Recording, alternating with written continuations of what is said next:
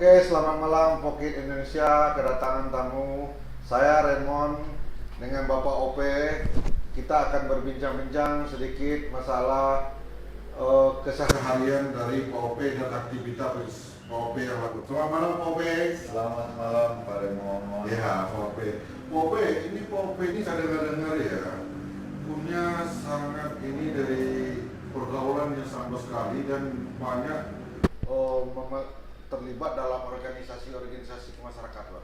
Apa ini Pak Ope yang Pak Ope inginkan di organisasi Pak Ope? Atau seperti apa dengan profesi Pak Ope, gabungannya Pak Ope? Tidak juga Pak, saya di organisasi itu tidak bagaimana ya saya cara ngomongnya.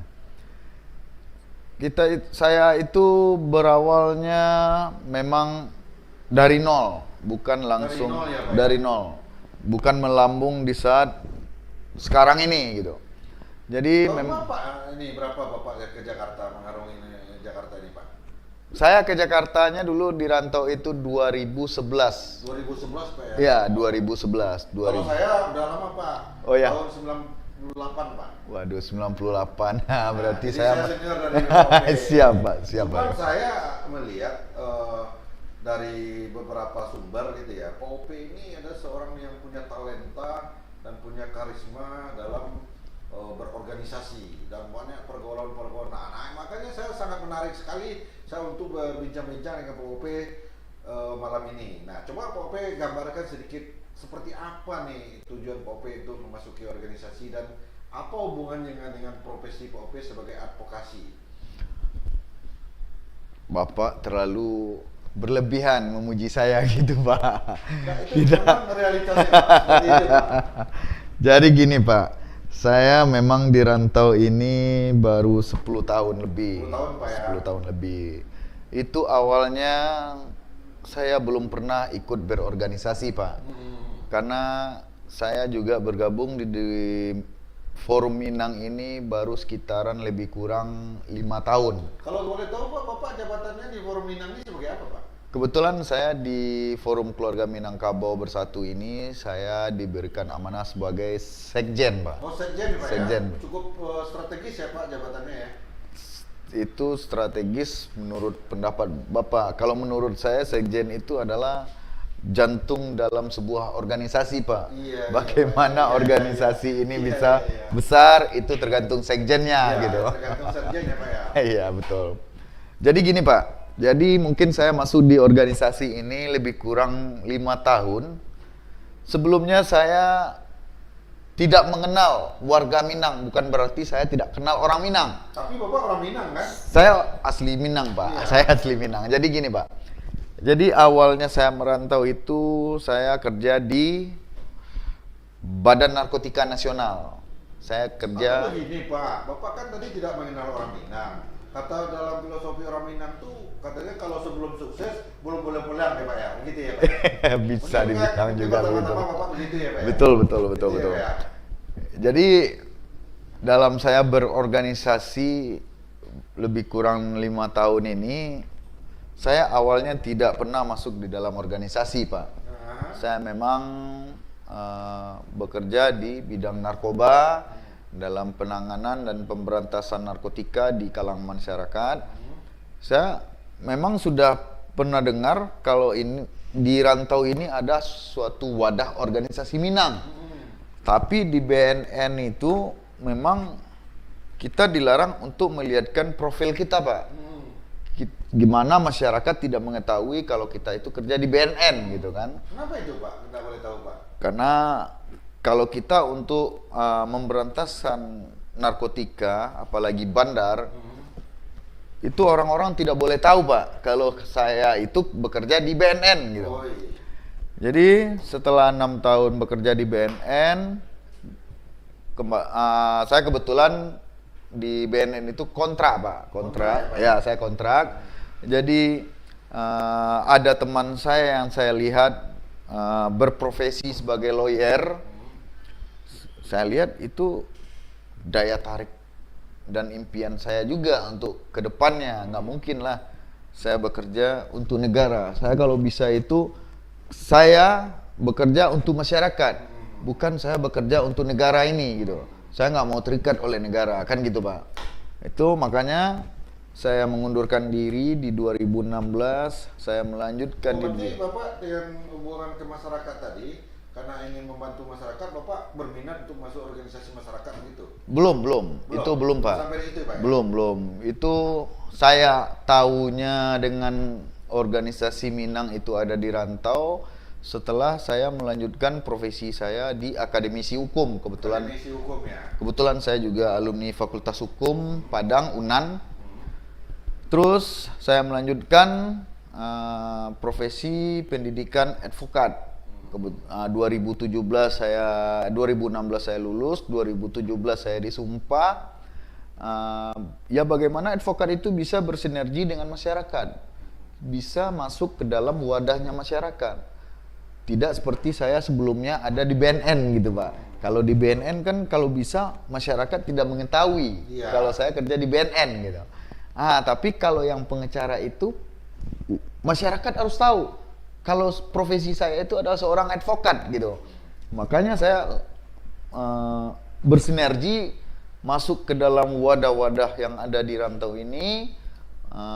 Ya saya memulai sosial, berloyalitas kepada seluruh masyarakat, dan akhirnya organisasi yang berdiri di Rantau ini alhamdulillah banyak mempercayai saya di dalam kepengurusan-pengurusan yang lain gitu Pak. Jadi mungkin seperti yang Bapak bilang tadi, saya memulainya itu bukan dari yang Bapak lihat dari sekarang. Saya memang betul-betul memulainya itu dari nol. Dari orang tidak mengenal saya, bagaimana orang bisa mengenal saya gitu. Pak, ini saya bincang-bincang Pak. Ini kan profesi lawyer atau pengacara ini terkesan dengan profesi yang wah gitu Pak ya. Kalau kita melihat kayak Bapak Otman Paris suka pakai berlian gitu ya Pak ya. Apa itu ada hubungannya dengan profesi Bapak? Ada mungkin ya Pak ya? Jadi gini juga Pak. Kalau untuk profesi advokat itu, ya memang yang terutama sekali itu kita mengoptimalisasikan itu adalah penampilan Pak. Penampilan Pak ya. Gimana agar klien itu bisa mempercayai kita, bisa memberikan kita namanya lawyer fee. Lawyer fee ya. Jadi kalau seandainya lawyer tidak ada memakai atribut atau perhiasan di badannya, bagaimana klien itu bisa membayar kita lebih gitu kan? Iya benar Pak ya. Ya, kalau dia dalam suatu permasalahan atau perkara misalkan pidana, dia mau minta tolong ke kita, dia lihat dulu lawyernya. Iya. Wah. Tapi itu bayaran Bapak itu tergantung penampilan Pak ya? Ya tergantung penampilan. Ya, Gak mungkin lah kalau misalkan dia pakai jasa saya nih untuk mendamping keluarga dia. Dilihatnya saya nggak pakai entertain, wah ini paling bisa nih bayar 10 juta udah selesai nih. Tapi kalau klien melihat lawyernya udah memakai perhiasan nilai jual gitu Pak. Wah ini kalau saya bayar 50 juta nggak mungkin ini. Ini di jari-jarinya ini udah berapa ratusan juta kan gitu Pak. Iya Pak, ngomong-ngomong kan hobi Bapak ini kan profesi lawyer. Nah kemudian Bapak masuk ke organisasi. Apa kira-kira yang Bapak capai dalam Bapak masuk ke organisasi sebagai profesi lawyer? Atau ada tujuan-tujuan tertentu Pak? Atau hanya ingin berbuat sosial saja? Atau tujuan tertentu Pak? Saya masuk di dalam suatu organisasi itu dari awalnya itu memang rasa cinta saya kepada masyarakat Minang saya Jadi Pak. kalau organisasi kita cinta dulu Pak ya? Harus cinta dulu. Setiap apa yang kita lakukan itu dengan cinta dulu Pak. Iya. Kalau kita bekerja dalam tidak ada mempunyai rasa cinta, itu pekerjaan itu semuanya hancur. Ibaratnya kalau dari sisi perkawinannya itu kita nanti pisah atau bercerai gitu. Jadi memang harus diawali dengan cinta dulu. Cinta dulu Pak ya. Jadi kalau kita udah mencintai suatu pekerjaan kita, apalagi dalam wadah Minang ini, memang harus kita mengutamanya itu dengan cintanya dulu gitu. Jadi mungkin pertama awalnya saya memang. Tapi itu Pak, kalau cinta ke organisasi dengan cinta ke istri dan keluarga itu beda nggak Pak? Wah itu jauh beda. Bagaimanapun setiap pekerjaan itu memang kata film Indianya biwi number one.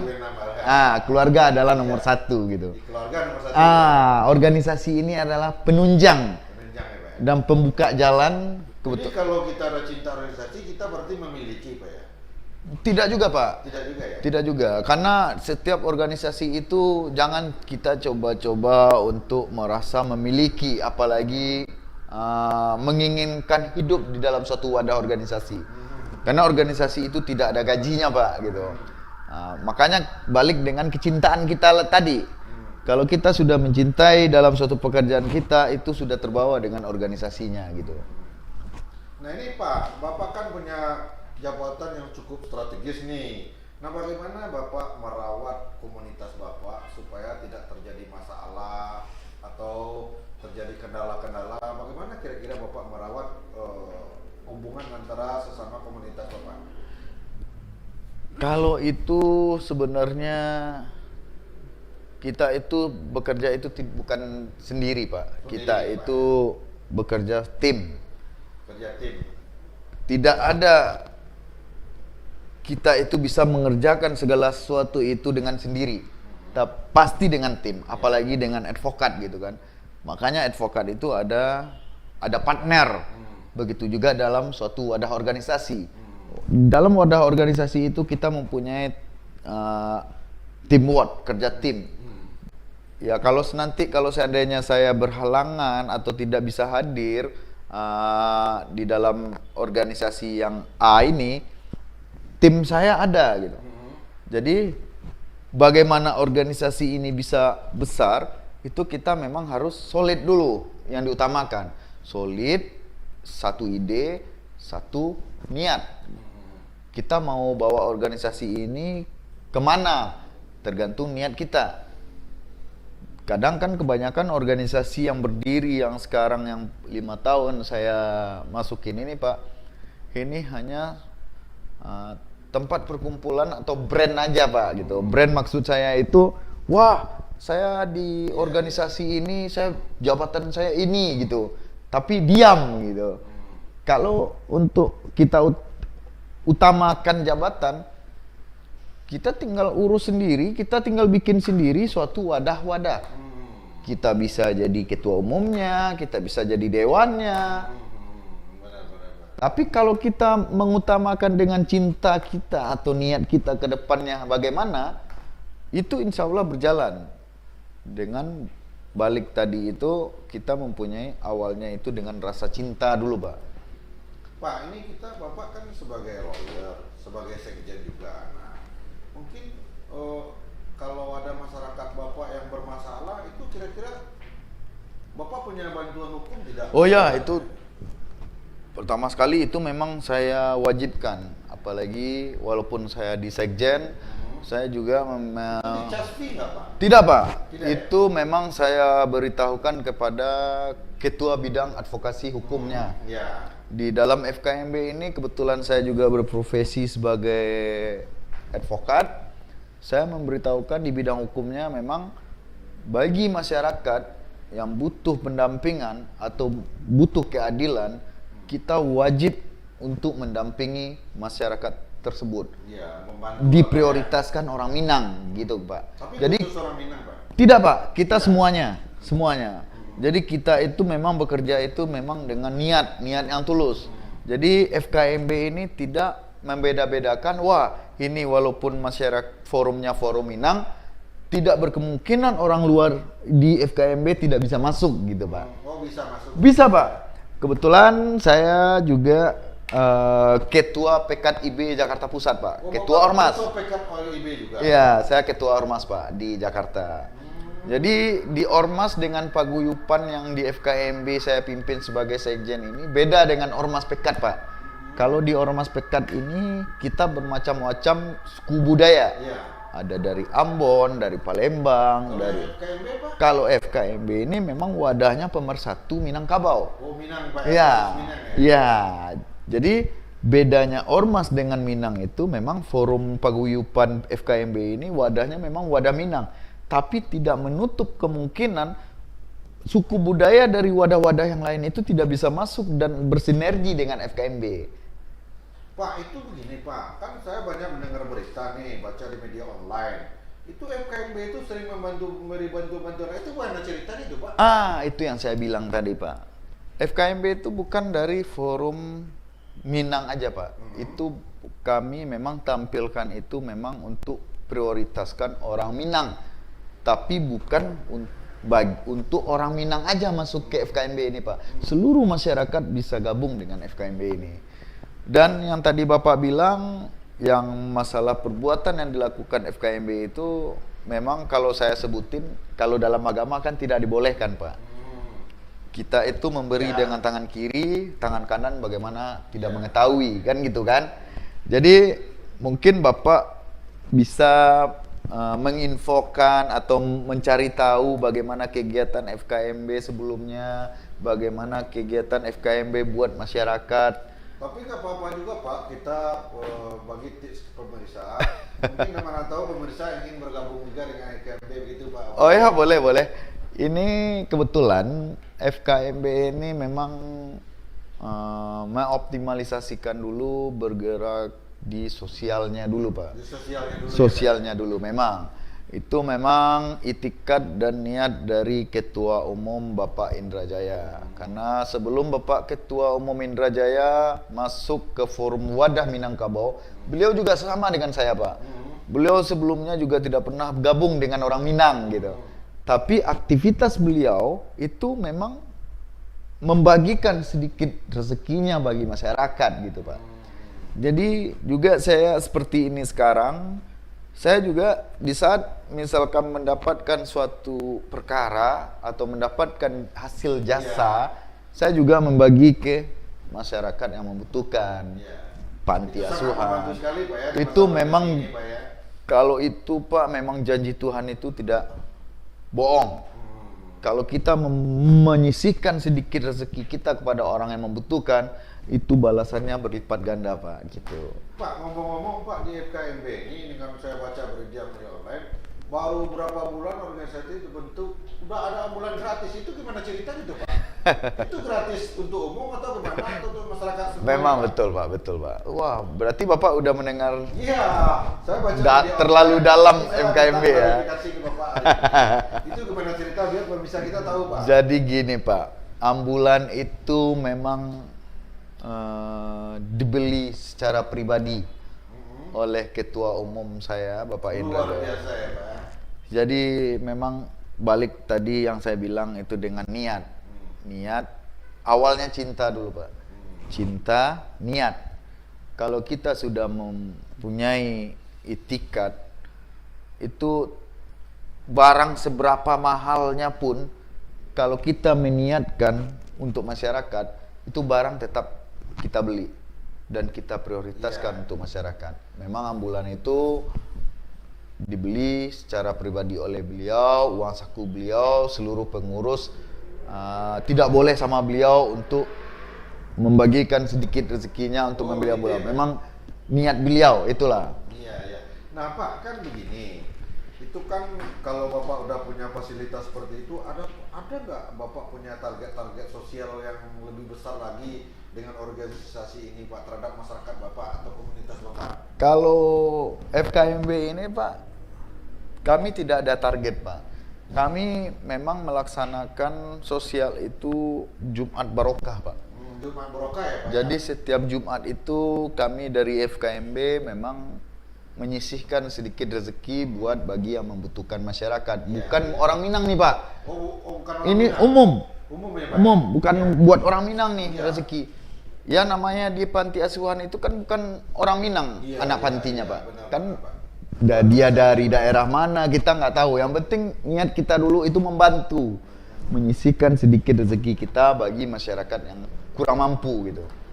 Itulah memang kerjaan FKMB itu ya berbuat sosial, melestarikan budaya, meningkatkan Pak, pendidikan. Kan Bapak ini nih, seberapa jauh antusias masyarakat Minang bergabung untuk FKMB Pak dengan ada program dengan Bapak punya ambulan gratis berbayar, itu kira-kira dampaknya ke masyarakat Minang itu seperti apa? Apa senang atau bagaimana Pak? Coba Bapak ceritakan sedikit Pak. Kalau saya tentang FKMB di luar, saya tidak bisa membicarakannya secara langsung, Pak. Karena apa? Karena setiap yang dilakukan FKMB ini memang masyarakat luar biasa antusiasnya, Pak. Jadi awalnya FKMB ini organisasi baru, Pak. Jadi bukan seperti organisasi yang sudah ada wadah di rantau ini yang berdiri, bukan, Pak. Ini organisasi lahirnya 3 bulan baru, Pak. 3 bulan berdiri, dan alhamdulillah organisasi FKMB ini lahir bukan dengan kemauan dari Ketua Umum Indrajaya, tapi dari masyarakat bawah ya Pak? Masyarakat yang meminta OP, untuk mendirikan wadah. OP ini kan udah banyak dari organisasi PK sampai bergabung ke FKMB. Itu kira-kira Bapak punya cara seperti apa ya untuk menjaga keharmonisan atau komunitas Bapak itu? Kira-kira seperti apa itu Pak? Bagaimana tip-tipsnya itu Pak untuk menjaga harmonisasi organisasi itu Pak? Kalau saya memang di dalam berbagai bidang organisasi saya masuk ke dalam kepengurusan, Pak. Pengurusan ya Pak ya? Ada alumni kepengurusan UNAN, Ya. ada Ormas PKDIB, ada PKDP, ada apa namanya FKMB ini. Jadi mungkin dengan saya bekerja sendiri, Pak. Maksud saya bekerja sendiri itu dalam 4 wadah suatu organisasi itu, Pak. Yang beda itu mungkin saya lihat FKMB ini, Pak, dalam paguyupannya. Kalau yang di UNAN itu kan juga paguyupan juga, tapi alma mater. Nah, tadi Bapak kan bilang beda tuh. Artinya Bapak punya ketua umum itu seberapa berbedanya dengan yang lain, Pak?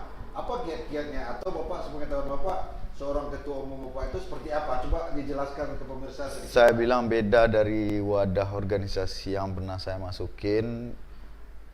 Ketua Umum Indrajaya itu juga berprofesi sebagai pengusaha, Pak. Pengusaha ya, Pak ya? Pengusaha dan pembisnis. Pebisnis ya. Tapi beliau tetap mengoptimalisasikan dulu wadah Minangnya dulu.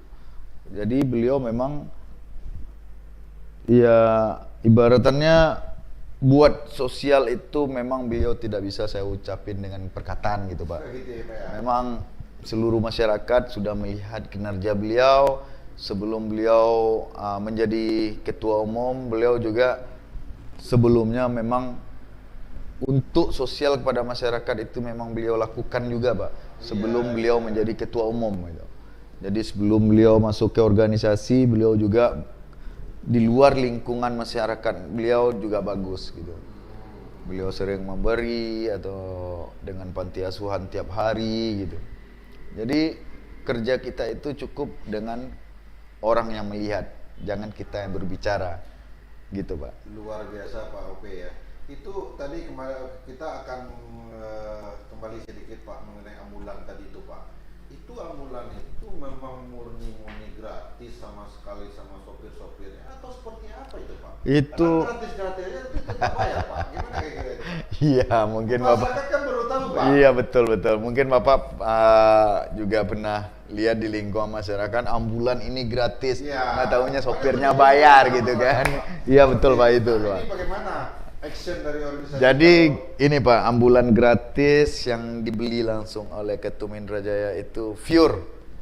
Pure murni Pak. Mulai dari sopir, mulai dari mobilnya, mulai sampai pengangkatan jenazahnya itu gratis Pak. Luar biasa Pak, Itu ya. memang gratis. Jadi maaf Bapak, ini kan terkait dengan sekarang FKMB itu udah di mana saja Pak? Atau Sekarang FKMB ini atau seluruh negara atau gimana Pak? FKMB ini sekarang kalau saya lihat wadahnya itu Pak, memang masyarakat berpacu buat masuk ke FKMB ini. Kenapa saya bisa lihat seperti itu? Karena yang seperti saya bilang tadi itu, beliau melihat itu bukan dengan omongan. Beliau langsung melihat dengan perbuatan, dengan kenyataan beliau untuk masyarakat. Pak, ya? Jadi masyarakat yang pengen untuk bergabung dengan FKMB gitu Pak. Jadi kalau di masyarakat itu pasti mereka Biasanya berpikir apalagi ya. kalau kita organisasi baru itu kan biasanya kita yang memanggil masyarakat, Iya. kita yang mengajak masyarakat, kan betul gitu Pak. Iya. Kalau ini beda Pak, kalau Iya, ini ya. masyarakat yang ingin bergabung dengan FKMB gitu. Berarti ada sebuah magnet itu Pak di FKMB Oh, itu.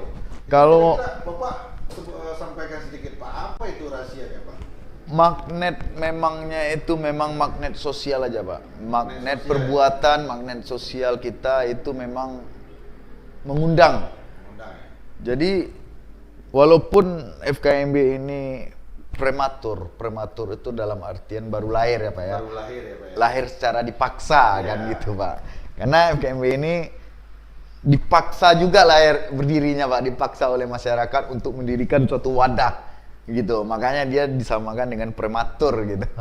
Biasanya orang kalau terpaksa itu pengen wah gitu ya Pak ya? Iya, Pengen jadi dikenal semua jadi ya, Pak. memang FKMB ini bayi yang baru lahir tapi udah bisa berjalan gitu Pak.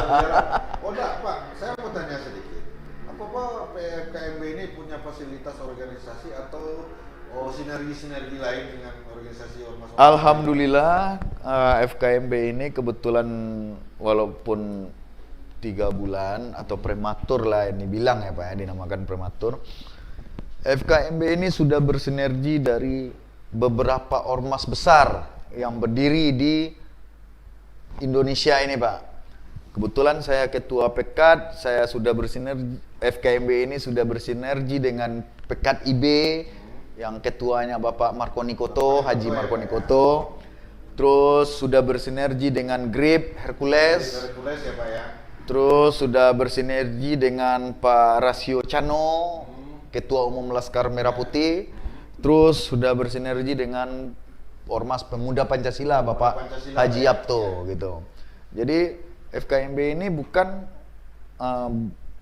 buat wadah orang Minang aja nih Pak. Orang Minang, Ini ya. seluruh ras. Seluruh ras, Jadi ya. kita gabungkan, kita bersinergi semuanya. Jadi kita tidak membeda-bedakan, wah ini orang Minang, ini orang ini, kita sisihkan enggak. Kita sama, kita itu hanya berdasarkan undang-undang dan Pancasila aja Pak, rasa persatuan dan kesatuan, itu aja. Pak, di tengah pandemi ini, apakah Bapak punya kiat untuk membantu komunitas Bapak dalam mengatasi kesulitan-kesulitan seperti sembako apa semacam? Ada program seperti itu nggak Pak? Kalau program yang seperti itu memang berjalannya setiap hari Pak. Setiap hari? Maksud saya setiap harinya, setiap Luar minggu, biasa setiap ya? minggu, setiap minggu. Iya, setiap Jadi minggu, setiap minggu. FKMB ini memang tiap Jumatnya itu memberikan Jumat Barokah kepada anak yatim. Dan insya Allah kalau Tuhan memberikan kita kesehatan, FKMB bersinergi dengan 4 ormas besar yang ada di Indonesia ini peduli dalam anak yatim piatu di Banten tanggal 8. Jadi mungkin itu dengan bersinerginya FKMB dengan ormas-ormas besar itu melihatkan kepada seluruh masyarakat yang ada di NKRI ini bahwa FKMB ini bukan berpatokan dengan masyarakat Minang aja. Jadi seluruh suku dan budaya itu kami rangkul semua. Pak, Jadi gitu Pak. kira-kira Bapak dengan FKMB ini, Bapak sebagai sekjen itu, Bapak punya target yang lebih besar nggak terhadap komunitas Bapak? Atau seperti apa itu Pak? Kira-kira ya Pak? Kalau target Ya katakanlah angan-angan begitu Pak, kan orang organisasi kan juga punya besar seperti itu, pengen dikenal atau seperti apa gitu Pak? Biar kami tahu gitu Pak. Kalau target, saya tidak ada target untuk FKMB Pak. Tapi masyarakat yang mempunyai target buat FKMB. Oh terbalik gitu Pak ya? Balik, Pak. Biasanya organisasi yang target. Ah, Sekarang tapi kalau kami masyarakat beda. yang punya Iya, target. tapi kalau Gimana kami cerita gitu Pak? dia gini Pak. Dengan suatu wadah itu bisa besarnya dengan mulut ke mulut Pak. Mulut ke mulut Bukan ya. pengurus yang membesarkan, tapi mulut ke mulut. Jadi setiap kegiatan FKMB ini, apalagi setiap media-media sudah terekspos, itu sudah membesarkan sendiri brandnya FKMB. Jadi tidak perlu dengan kami sebagai di dalam kepengurusan, kita harus mempunyai rencana bagaimana FKMB ini bisa besar, enggak.